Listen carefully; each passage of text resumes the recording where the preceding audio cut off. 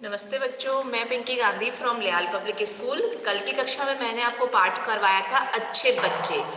आज मैं उसकी बुक एक्सरसाइज आपको करवाने वाली हूँ, लेकिन उससे पहले हमेशा की तरह हम देखेंगे एक छोटा सा एनिमेशन, ताकि जो है कविता का दोहरान हो जाए, बुक एक्सरसाइज भी अच्छे से हो पाए। चलिए। मोनू है दो भाई, ये ना करते कभी लड़ाई। पापा जो भी चीजें लाते, दोनों मिलजुल कर है खाते। पापा मम्मी जो समझाते, उन बातों को ये अपनाते। बात न कोई कभी छिपाते, सब कुछ एकदम सच बतलाते। रोजाना विद्यालय जाते, पढ़ने से ना ये कतराते। प्यार सभी का पाते हैं, ये सबके मन को भाते हैं। ये जब इन जैसा बन जाओगे, अच्छे बच्चे कहलाओगे। अच्छा था ना एनिमेशन। अब आपको पता चल गया कि अच्छे बच्चे कैसे होते हैं और आपको क्या करना है। बिल्कुल भी लड़ाई नहीं करनी है, आपस में भाई बहनों से भी, फ्रेंड से भी मिलजुल कर रहना है और हर चीज को शेयर करते हुए खाना भी है और खेलना भी है। और क्या करना है आपको, आपको पढ़ाई से बिल्कुल भी कतराना नहीं है। आपको इस वक्त में ऐसा का टाइम मिल गया है ना कि आपको पढ़ाई करने में बिल्कुल भी इंटरेस्ट नहीं आ रहा है, पर कोई बात नहीं बच्चों, अब थोड़ा सा ही टाइम बचा है। अब आपको क्या करना है, बिल्कुल भी पढ़ाई से कतराना नहीं है, अपने होमवर्क को कंप्लीट करके रखना है और साथ साथ में लर्निंग भी करते चले जाना है ना। हम स्टार्ट करें बुक एक्सरसाइज को। देखो, सबसे पहले प्रश्न हमें दे रखा है हमेशा की तरह श्रुतलेख का, कठिन शब्दों का। इनको हमें अपनी कॉपी में नोट डाउन भी करना होता है और साथ साथ में इसकी मात्राओं को भी देखना होता है। सबसे पहले देखो, दे रखा है चीजें। मिलजुल कर, रोजाना, विद्यालय, पढ़ने, प्यार, जैसा, अच्छे बच्चे कहलाओगे। ठीक है, आगे बढ़ते हैं हम मौखिक प्रश्नों की। और मौखिक प्रश्न में हमें मुख से, यानी कि मौखिक एकदम छोटे छोटे आंसर देने होते हैं और हमें इसको बुक एक्सरसाइज में ही करना होता है। देखो, सबसे पहला प्रश्न है यहाँ पे, क सोनू मोनू मित्र है या भाई। आपको इस चैप्टर में, इस कविता में क्या बताया है कि सोनू मोनू फ्रेंड्स हैं या फिर भाई हैं। भाई है ना, तो हम लिख देंगे भाई। ठीक है। अगला प्रश्न है कि सोनू मोनू आपस में क्या नहीं करते हैं। हम यहाँ पे लिखेंगे सोनू मोनू आपस में लड़ाई नहीं करते हैं। ठीक है, सोनू मोनू आपस में लड़ाई नहीं करते हैं। ग दे रखा है, पापा खाने के लिए जो चीज लाते हैं उन्हें वे कैसे खाते हैं, ये बताना है।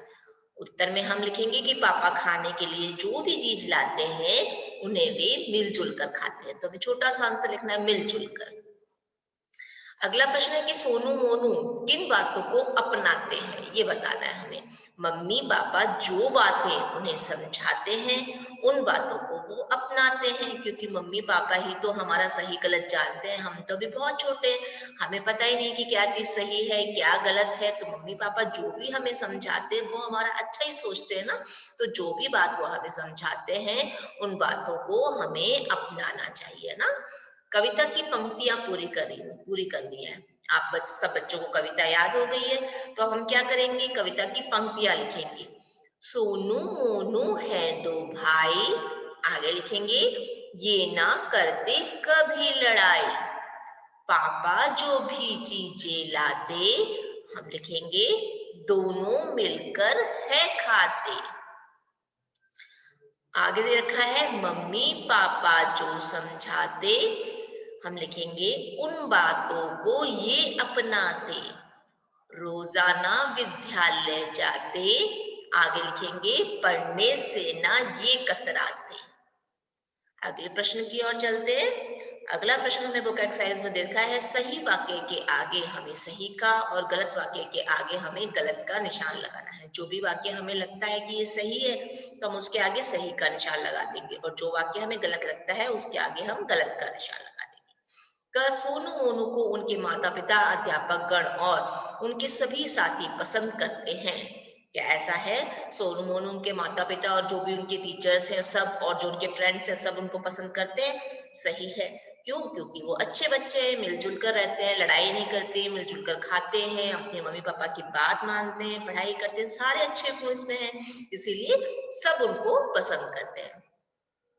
सोनू मोनू अपने माता पिता की बातों को नहीं मानते हैं।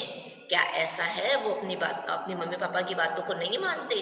गलत है ना ये वाक्य? क्यों? क्योंकि वो तो अपने मम्मी पापा की सारी बातों को मानते हैं, तो ये वाक्य गलत है, इसलिए हमने इसके आगे गलत का निशान लगा दिया। अच्छे बच्चे कभी पढ़ने से नहीं कतराते हैं, क्या ऐसा है? सही है ये वाक्य? एकदम सही है, क्योंकि जो अच्छे बच्चे होते हैं वो पढ़ाई में भी इंटरेस्ट रखते हैं और पढ़ाई भी करते हैं और रोजाना स्कूल भी जाते हैं और रोजाना अपना काम भी करते हैं, आप सबकी तरह, है ना? आप भी अच्छे बच्चे हो। आगे दे रखा है हमें, सोनू मोनू खिलौनों के लिए तो झगड़ जाते हैं किंतु खाने पीने की चीजें मिल बांट कर खाते हैं, क्या ऐसा होता है? नहीं, ये वाक्य भी गलत है, क्योंकि वो खाने पीने की चीजें मिल बांट कर खाते हैं और खिलौनों वो भी मिलजुल कर ही उनके साथ खेलते हैं एक दूसरे के साथ, है ना? तो ये वाक्य भी गलत है। आगे देखो हमें देखा है एक शब्द और वाक्य में वाक्य उत्तर और 2-3 वाक्य में उत्तर, तो इनके आंसर्स काफी बड़े बड़े हैं, तो हम क्या करेंगे, इसको कॉपी पार्ट में कर लेंगे, हम वो एक्सरसाइज में मैं आपको नहीं करवा रही हूँ इसको, ठीक है? आगे बढ़ते हैं हम भाषा और व्याकरण की जगह। अच्छा, एक यहाँ पर देखो अनजानी बातें दे रखी हैं जो हमें हमारे नॉलेज को भी बढ़ाती है और हमें बहुत अच्छी भी लगती है। एक बार इसको पढ़ लेते हैं। पौराणिक मान्यताओं के अनुसार, यानी कि जो पुराने जमाने से चली आ रही है, उन बातों के अनुसार भगवान राम, लक्ष्मण और सीता जी के साथ चित्रकूट पर्वत की ओर जा रहे थे। कहानी बता रहे हैं हमें कि राम जी, लक्ष्मण जी और सीता जी कहाँ जा रहे हैं? चित्रकूट पर्वत की तरफ जा रहे थे। वहां पथरीले और कटीले रास्ते पर जाते हुए उनके पैर में कांटा चुभ गया था। तब भगवान राम ने धरती माँ से अनुरोध किया और कहा, माँ, जब मेरा प्रिय भरत मेरी खोज में इस रास्ते से गुजरे तो तुम नरम हो जाना, कुछ पल के लिए अपने आंचल के ये पत्थर कांटे छुपा लेना। भाइयों के बीच आज ऐसा ही प्यार जरूरी है। क्या बता रखा है यहाँ पे? दो भाइयों का प्यार बता रखा है। जब राम जी, लक्ष्मण जी, सीता जी चित्रकूट पर्वत की तरफ जा रहे थे, तो रास्ते में राम जी के पैर में पथरीले कटीले रास्ता था ना, तो वहां पर मतलब बहुत सारे पत्थर भी थे और कांटे भी थे, तो राम जी के पैर में कांटा चुभ गया था। तो उन्होंने धरती माता से प्रार्थना की थी कि जो उनका छोटा भाई है ना, वो उनको ढूंढने के लिए जरूर आएगा, तो तुम क्या करना, थोड़ा नरम हो जाना, जैसे मुझे कांटा चुभ गया है तो वैसे उसको कोई भी पत्थर और कांटा नहीं चुभे। इतना प्यारा और गहरा प्यार दिखाया गया ना। तो आजकल जो भाई है वो भी बहुत ज्यादा लड़ाई झगड़ा करते हैं, तो आजकल के भाइयों में वैसा ही प्यार, राम और भरत जैसा प्यार होना जरूरी है। आगे बढ़ते हैं हम भाषा और व्याकरण की तरफ। भाषा और व्याकरण में सबसे पहला प्रश्न हमें ड, उसके नीचे बिंदी, ड़, उसके नीचे बिंदी, सही जगह का प्रयोग करते हुए हमें शब्द पूरा करना है। यहाँ पर हमें अलग अलग अक्षर दे रखे हैं, उनसे हमें शब्द बनाना है। कहीं पे हमें ड लगाना है और कहीं पे हमें ड़ लगाना है। जैसे सबसे पहला शब्द यहाँ पे दे रखा है लड़का, तो हमने ड उसके नीचे बिंदी का प्रयोग कर लिया, बना है लड़का। फिर उसके बाद है पढ़ाई, ड, ध, उसके नीचे बिंदी, क्या बना? पढ़ाई। फिर यहाँ पे हमें लगाना है ड, उसके नीचे बिंदी, क्या बनेगा शब्द? कपड़ा। अगला शब्द है यहाँ पे हम लगाएंगे च, ड, ना, चढ़ना। फिर है गाड़ी, गाड़ा। और अगला शब्द है ड, उसके नीचे बिंदी, साड़ियां। फिर है काड़ा। आगे बढ़ते हैं हम, समान अर्थ देने वाले शब्द लिखने हैं हमें यहाँ पे। जैसे हम भाई, भाई को और क्या कह सकते हैं? समान अर्थ, यानी कि इनका मतलब भी वही निकलता है जो आगे वाले का अर्थ है, ठीक है? भाई का मतलब अगर हम कोई और शब्द कहना चाहे तो बंधु और सहोदर, सहोदर और बंधु का मतलब भी भाई से ही होता है। ऐसे हमें और शब्द बताने हैं। इसको समानार्थ वाले शब्द भी कहते हैं और पर्यायवाची भी कह सकते हैं, है ना? तो जैसे यहाँ पे हमने लिखा है भाई, भाई को और क्या कह सकते हैं? बंधु या सहोदर, दोनों का मीन्स भाई से ही है, ठीक है? और अगला उदाहरण हमें बता रखा है यहाँ पे प्यार, प्यार को और क्या कह सकते हैं? स्नेह, अनुराग। स्नेह और अनुराग का अर्थ भी प्यार से ही होता है, ठीक है? ऐसे ही हमें चार और शब्द दिए हैं, उनके हमें और समान अर्थ लिखने हैं। जैसे सबसे पहला हमें यहाँ पे दे रखा है लड़ाई, लड़ाई को और किन नामों से जान सकते हैं? झगड़ा और सहोदर। तो झगड़ा और सहोदर, इन दोनों का मतलब क्या होता है? लड़ाई से ही होता है।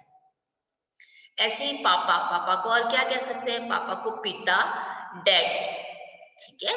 उसी तरह मम्मी को माँ, माता, विद्यालय को पाठशाला और स्कूल, ठीक है? आगे बढ़ते हैं कि इन शब्दों को अपने वाक्य में प्रयोग करना है। जैसे सबसे पहले हमें दे रखा भाई, भाई मिलजुल कर, रोजाना और बच्चे, इनसे हमें क्या करना है, वाक्य में प्रयोग करना है। तो सबसे पहला शब्द हमें दे रखा है भाई, उससे हम वाक्य बनाएंगे, मेरे भाई का नाम राम है। मिलजुल कर, हमें सभी के साथ मिलजुल कर रहना चाहिए। रोजाना, हमें रोजाना विद्यालय जाना चाहिए, हमें रोजाना विद्यालय जाना चाहिए। और अगला है हमारा बच्चे, बच्चे से हम वाक्य बनाएंगे, सभी बच्चे शाम को खेलते हैं। ठीक है, इससे हमने क्या किया है, वाक्य और इन शब्दों का प्रयोग करते हुए हमने वाक्य बना लिया है। ये हो गई है बच्चों हमारी बुक एक्सरसाइज अच्छे बच्चे की। आपको क्या करना है, अपनी बुक में नीट एंड क्लीन राइटिंग में इसे नोट डाउन करना है और अपने अपने सब्जेक्टिव टीचर्स के पास इसको सेंड करना है। आज की मैं मेरी कक्षा यहीं समाप्त कर रही हूँ। धन्यवाद।